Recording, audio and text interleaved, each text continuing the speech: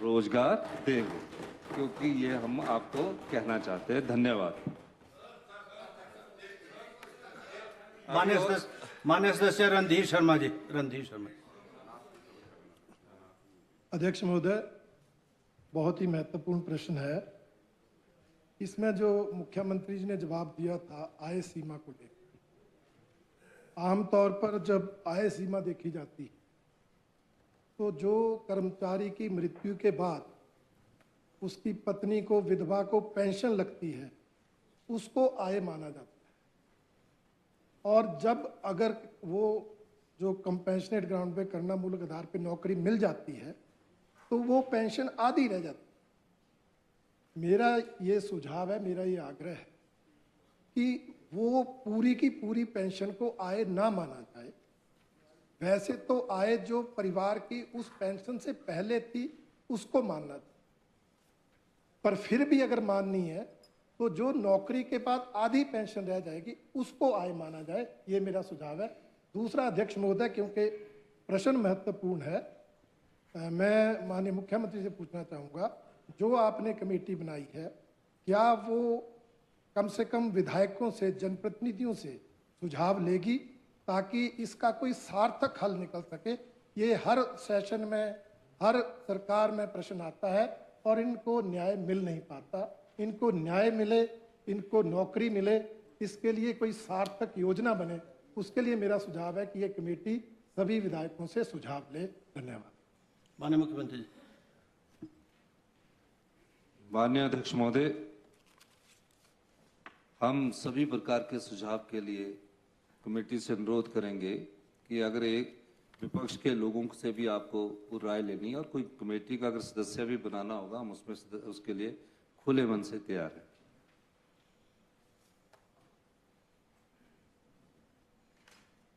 जो आय की बात की और सर्वोच्च न्यायालय ने लंबित याचिका का दिनांक 16/1/2019 को निपटारा करते हुए यह आदेश दिया था कि करुणामूलक आधार पर रोजगार देते समय मृतक के परिवार की निर्धनता देखने के लिए पेंशन को भी परिवार की आय में सम्मिलित किया जाए। जो आपका सवाल था उसके मामले में सुप्रीम कोर्ट की गाइडलाइंस आई है, फैसला है, लेकिन फिर भी ये बार बार चला रहता है, हर चुनावों में चला रहता है, हर पार्टी की, हर सरकार के समय चला रहता है।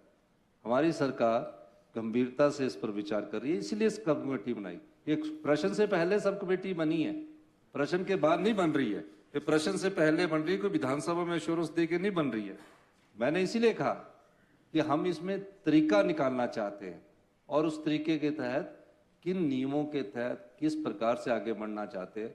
जो विधवा युवा होगी उसमें हमने कहा है अगर वो रोजगार चाहेगी तो उसे पेंशन डबल बेनिफिट नहीं मिल सकता, तो उसको रोजगार के अवसर हम उसको प्रदान करने के लिए हमने जो भी मेरिट लिस्ट 9 महीने या 12 महीने या 1 साल के अंदर बनेगी, 1.5 साल के अंदर बनेगी, उसको करेंगे। पर हमारा विचार है कि कमेटी हमारे 6 महीने के अंदर सबसे बातचीत करने के अंदर उस रिपोर्ट्स को और आपके भी कुछ सदस्य डालने के बाद हम उसमें गंभीरता से विचार करेंगे। मान्य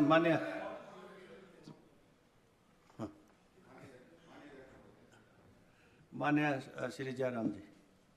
माननीय अध्यक्ष महोदय,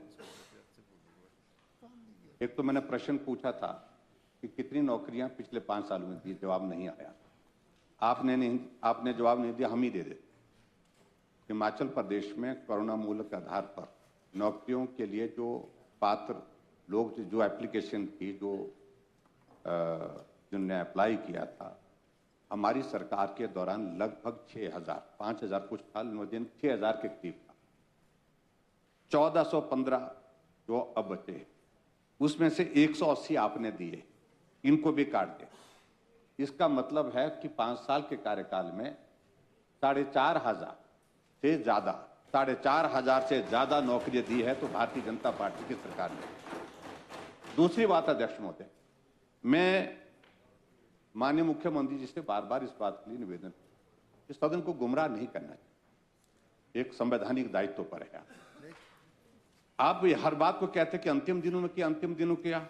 आपके प्रश्न के उत्तर में क भाग में जो आय सीमा के अंतिम बार जो संशोधन किया 7/3/2019, 2017 में हमारी सरकार बनी, 27 दिसंबर 2019, 2017 को, और उसके बाद 2007-3-2019 को हमने जो है इसमें फैसला ले लिया था हाई सीमा। आप ऐसा कैसे कह सकते कि अंतिम दिनों में की, चुनाव से कुछ दिन पहले की? मुझे लगता है कि यह भी करेक्शन करने की आवश्यकता है। और तीसरी बात में जो आप बार बार इस माननीय सदन को मंच कहते हैं, मेरा आपसे भी निवेदन, ये मंच नहीं है, ये माननीय सदन है। इसमें भी मुझे लगता है कि ये एक सुझाव है मेरा, आपने स्वीकार करना करें, ना करना ना करें, लेकिन मेरा आपसे सुझाव, मैं अंत में यही जानना चाहता हूं कि कोरोना मूलक आधार पर जो नौकरी देने का जो हमने एट प्रेजेंट जो क्राइटेरिया है, क्या इसमें आप और कुछ संशोधन करने की सोच रखते हैं, मन रखते हैं? यदि हाँ, तो क्या सुझाव दें? कोई तो कमेटी, तभी तो कॉन्स्टिट्यूट कमेटी, चलिए माननीय मुख्यमंत्री जी, कमेटी इसीलिए कॉन्स्टिट्यूट हुई। आपके तो हम सभी सुझाव मानते हैं। जो इन्होंने कहा है, ये क्लास 4 में रोजगार के जो अवसर है, जिस समय इनकी सरकार बनी उस समय लास्ट के अंतिम वर्ष में काफी रोजगार इन्होंने क्लास 4 में क्षेत्र में दी।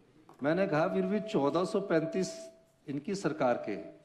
हमने उसकी गंभीरता को समझा और एक कमेटी बनाई है, और कमेटी में जो भी बदलाव करने होंगे, ठीक है, जो इनके परिवारों के हित में होंगे, उस परिवार की दृष्टि से हम करेंगे।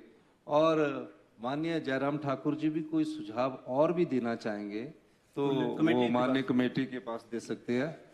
प्रतिपक्ष के नेता और विपक्ष के विधायकों का ये सरकार बहुत सम्मान करती है, और आप निश्चिंत रहिए, जो सुझाव आएंगे उसको हम करेंगे। Next question 1